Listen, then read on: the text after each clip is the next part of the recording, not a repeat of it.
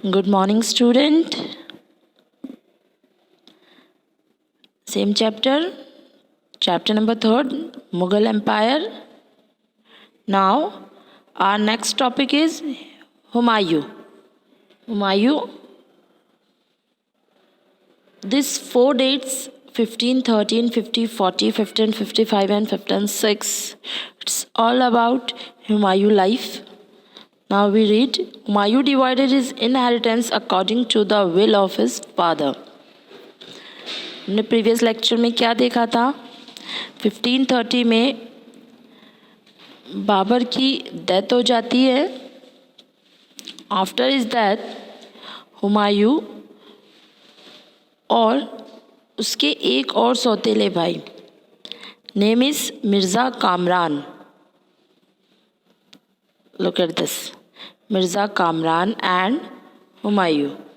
तो according to, हमने उसके भी प्रीवियस लेक्चर में देखा था कि ये कॉर्पोरेंसी वाले सिस्टम को अप्लाई करते थे, यानी जो अपने फादर की जितनी भी प्रॉपर्टी इनहेरिटेंस होंगे वो जितने भी सन होंगे उसमें इक्वली डिवाइड हो जाएगी. तो according to Babur's inheritance and their will, तो जो प्रॉपर्टी होती है वो दोनों में डिवाइड हो जाती है, हुमायूं और मिर्ज़ा कामरान में. Humayun divided his inheritance according to the will of his father. His brother was such given a province. The ambition of his brother Mirza Kamran weakened Humayun's cause against Afghan competitors. Equally property divide करने के बाद भी जो causes front of Humayun के आते हैं वो ये आते हैं कि मिर्ज़ा कामरान उसका सबसे बड़ा कंपटीटर साबित होता है, यानी उसके अगेंस्ट, उसके दुश्मनों में, उसके एनिमीज़ में जो सबसे पहला नाम अगर आता है या उसको नुकसान पहुंचाने में जो सबसे आगे होता है वो होता है मिर्ज़ा कामरान, उसका ख़ुद का भाई. और यही वजह होती है कि अफ़गान रूलर से जो उसकी बैटल होती है उसमें हुमायूं को डिफ़ीट होना पड़ता है बिकॉज ऑफ मिर्ज़ा कामरान. देखते हैं क्या होता है. मिर्ज़ा कामरान जो था वो अफ़गान कम्पिटिटर्स की पूरी हेल्प करता है. उसके साथ साथ आगे है Sher Khan defeated Humayun at Chausa and Kannauj. ये 2 वॉर्स हैं जो हुमायूं ने बैटल फील्ड पे लड़ी थी. फर्स्ट है बैटल ऑफ चौसा. चौसा कहाँ है? तो चौसा जो है साउथ वेस्ट बक्सर, जो प्रेजेंट डे बिहार हम जिसे कहते हैं. तो बिहार जो है, पहले अब इसका लेटर नाम क्या था? वैशाली. वज्जी की कैपिटल थी ये. जब हम महाजनपद पढ़ते हैं 6th स्टैंडर्ड में तो उन महाजनपदास में एक वज्जी महाजनपद है जिसकी कैपिटल है वैशाली. उस वैशाली को आज हम प्रेजेंट डे बिहार कहते हैं. तो ये वहीं की बात है. तो चौसा 1539 में बैटल हुई थी चौसा में. किसके बीच हुई थी? शेर खान एंड हुमायूं. शेर खान का साथ दिया था मिर्ज़ा कामरान ने और हुमायूं. जब इनकी प्रॉपर्टी डिवाइड होती है तो क्योंकि मिर्ज़ा कामरान एक एनिमी के रूप में सामने आते हैं तो ये मिर्ज़ा कामरान सीधा सीधा अफ़गान कम्पिटिटर्स का सपोर्ट करते हैं, जिस वजह से एक फॉट देखने मिली, एक बैटल देखने मिली. इस बैटल में क्योंकि बैटल फील्ड पे अफ़गान कम्पिटिटर्स को Mirza Kamran and other rulers का सपोर्ट हासिल था, तो ये जो सामने के कम्पिटिटर्स थे उनका पक्ष भारी था. तो यहाँ पर हुमायूं की हार होती है और इन्हें उस जगह को छोड़कर जाना पड़ता है। ये वहाँ से उस बैटल में हार जाने की वजह से उन्हें वहाँ से निकाल दिया जाता है और इन्हें forcing him to flee to Iran means ये ईरान में जाके शरण लेते हैं। वहाँ के जो किंग होते हैं वहाँ वो सपोर्ट करते हैं इन्हें और उनकी काफ़ी हेल्प के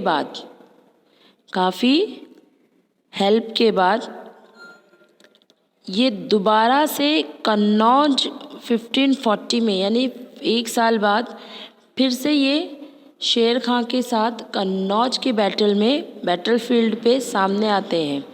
वो कैसे? जब इन्हें ईरान में ये शरण लेते हैं तो इन्हें ईरानी किंग्स की, ईरानी रूलर्स की काफ़ी सपोर्ट मिलता है। उनके सपोर्ट से ये एक पूरा आर्मीज़ को तैयार करते हैं। After the battle of Chausa ये मुग़ल एम्परर ये आगरा जाते हैं। ईरान जब ये खड़े हो जाते हैं तो ये आगरा की तरफ मूव करते हैं और वहाँ पर जितने मुग़ल रूलर्स होते हैं उन सबको ये कंट्रीब्यूट करते हैं, उनसे हेल्प मांगते हैं।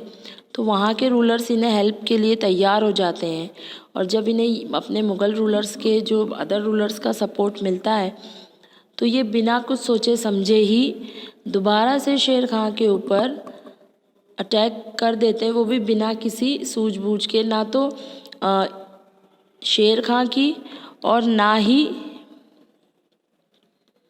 हुमायूं की फ़ौज रेडी होती है, लेकिन सिचुएशन ऐसी क्रिएट होती है कि ये बैटल खुद ब खुद क्रिएट हो जाती है और फलस्वरूप ये होता है कि जो बैटल ऑफ पानीपत थी जिसमें बाबर ने अपनी स्ट्रैटेजी के अकॉर्डिंग अपनी ओनली 12,000 आर्मीज़ के बिहाफ उन्होंने 1 लाख आर्मीज़, इब्राहिम लोदी की 1 लाख आर्मीज़ को डिफ़ीट किया था, वही स्ट्रैटेजी यहाँ शेर खान आजमाता है और अपनी फ़ौज, अपनी आर्मीज़ को 5 पार्ट्स में डिवाइड करके ये पूरे मुग़ल रूलर्स की और हुमायूं की आर्मीज़ को कवर कर लेता है अराउंड दी रो। और यही वजह होती है।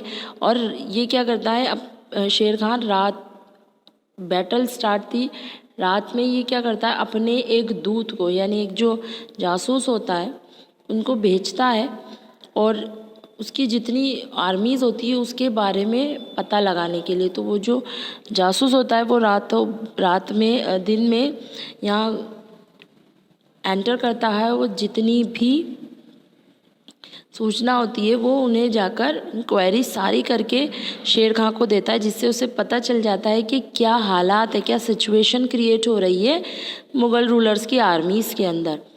और जब इसे ये पता चलता है तो इसकी स्ट्रैटेजी बहुत ज़्यादा इजी हो जाती है और शेर खां रातों रात इन हैंड उसी रात बिना कुछ बताए मुग़ल रूलर्स की आर्मीज़ पे अटैक करता है। तो अचानक से इस अटैक से ना तो आर्मी संभल पाती है, ना मुग़ल रूलर्स संभल पाते हैं, ना हुमायूं संभल पाता है। और ये देखा गया है और ये पढ़ा जाता है हिस्ट्री के अंदर कि ये जो कन्नौज का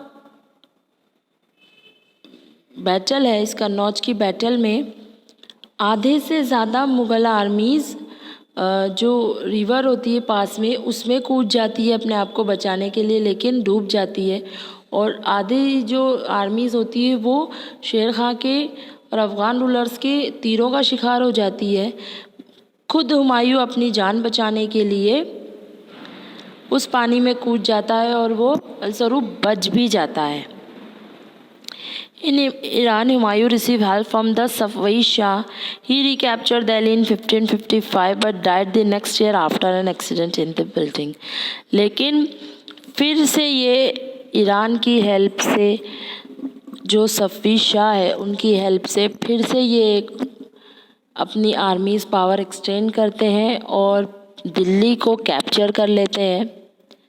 लेकिन बिल्कुल नेक्स्ट ईयर किसी एक्सीडेंटली इनकी उसी बिल्डिंग में जहाँ ये रहते हैं वहाँ किसी एक्सीडेंट की वजह से इनकी मृत्यु हो जाती है। तो यहाँ से हुमायूं का जो इस्टेब्लिशमेंट इन मुग़ल एम्पायर में एक बहुत बड़ा इम्पोर्टेंट पार्टिसिपेंट माना जाता है कि आफ्टर बाबर ने तो एक्सटेंड किया था, काफ़ी बड़ी बड़ी बैटल्स जो थी उन्होंने फॉट की थी, बट हुमायूं जो थे काफ़ी कोशिशों तक जो था उनका जो कोशिश करने का तरीका था, बैटल्स थी जो काफ़ी हद तक इन्होंने लड़ी थी, और थोड़ी सी स्ट्रैटेजी की कमी की वजह से इन्हें इतनी परेशानियों का और खुद अपनी ही फैमिली के लोगों का, अपने ही ब्रदर का अपोजिशन में कॉम्पिटिटर्स के अगेंस्ट खड़े रहने की वजह से इन्हें ये प्रॉब्लम्स हुई। सो आज के लिए बस इतना ही। आगे जो हम अकबर के बारे में पढ़ेंगे वो नेक्स्ट लेक्चर में।